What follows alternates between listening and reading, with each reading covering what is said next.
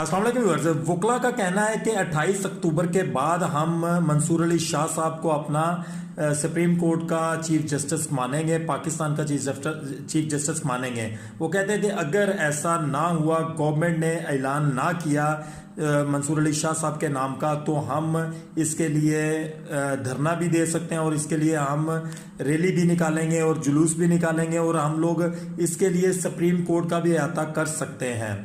अगर वकला हजरात ये तमाम तर चीज़ें करने के लिए तैयार हो चुके हैं और ये सीसा पिलाई हुई दीवार बनते हैं हुकूमत के आगे और सुप्रीम कोर्ट के सामने, यानी कि काजी फायज ईसा साहब के सामने अगर ये लोग खड़े हो जाते हैं, तो मेरा नहीं ख्याल कि काजी फायज ईसा साहब को एक्सटेंशन मिले। और अगर काजी फायज ईसा साहब को एक्सटेंशन दी जाती है तो ये पाकिस्तान के साथ एक नाइंसाफ़ी होगी और जो मौजूदा जमातें हैं जैसे PTI है उनके साथ ये नाइंसाफ़ी होगी। आइन में तरफ